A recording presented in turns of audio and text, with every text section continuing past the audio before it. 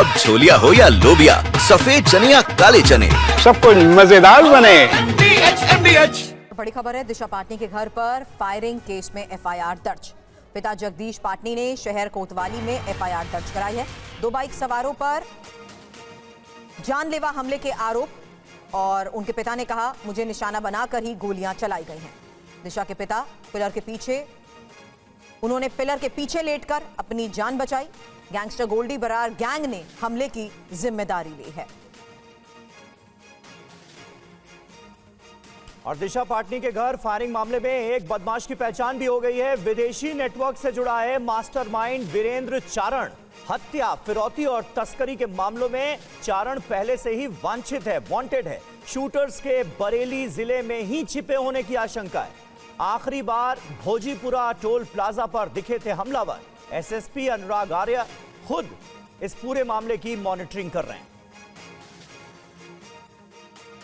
तो देखिए, 2 बड़ी जानकारियां सामने आई हैं इस पूरे केस से जुड़ी। एक तो दिशा पाटनी के पिता ने खुद ये कहा है कि उन्हें टारगेट करके गोलियां चलाई गई और पिलर के पीछे छिपकर उन्होंने किसी तरह से अपनी जान बचाई। और दूसरी तरफ ये पता चला है कि वीरेंद्र चारण, जो कि इस पूरे कांड में शामिल है, जिसका विदेशी नेटवर्क भी है, हत्या, फिरौती और तस्करी जैसे केसेस में ये पहले से ही वांटेड है।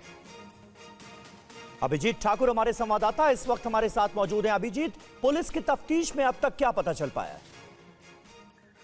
देखिए, पुलिस की तरफ से 6 टीमों का गठन जो है वो किया गया है और सीसीटीवी फुटेज खंगालने की जो कवायद है वो उसमें पुलिस लगातार लगी हुई है। 2 जगह पर निशानदेही हुई भी है, टोल प्लाजा पर। और बड़ी डेवलपमेंट इसमें यह है कि मास्टरमाइंड को आइडेंटिफाई कर लिया गया है, जो कि वीरेंद्र चारण है, वो वांटेड अपराधी है। उसके अलावा जो बाइक का इस्तेमाल किया गया इस पूरे वारदात में, उसको भी आइडेंटिफाई किया गया है। तो 2 जगह पर से सीसीटीवी फुटेज जो है वो पुलिस को ऐसे बरामद हुए हैं जिसमें कि हमलावर उसमें दिखाई दे रहे हैं।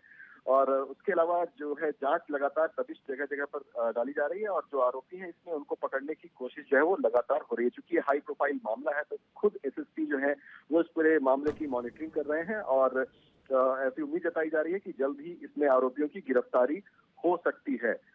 जो दिशा पाटनी के पिता हैं, उनकी तरफ से जो बात सामने आई है कि उन्हें निशाना बनाकर गोलियां चलाई गई और जमीन पर लेटकर उन्होंने किसी तरीके से अपनी जान बचाई है, इस तरह की बात है। और दावा ये भी किया जा रहा है कि इसमें ऑटोमेटिक पिस्टल का इस्तेमाल हुआ था।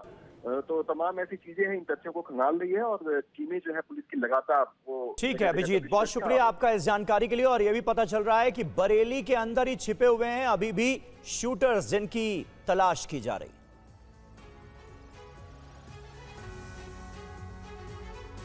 दिशा के पड़ोसी 70 वर्षीय बुजुर्ग ने टीवी9 से बताया कि उन्होंने अपनी आंखों से पहली फायरिंग होते देखी।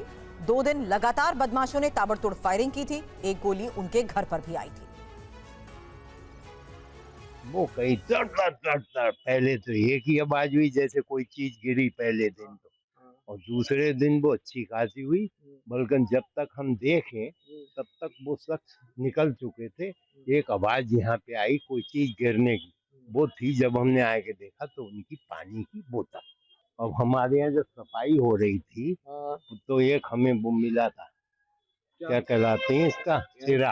अच्छा, दीवार पे टकरा के गया होगा, वो हमने नहीं लोगों को। पहले दिन फायरिंग की तो उसका खोखा मिला ना, दूसरे दिन वाली है जिसमें ये सब हुए।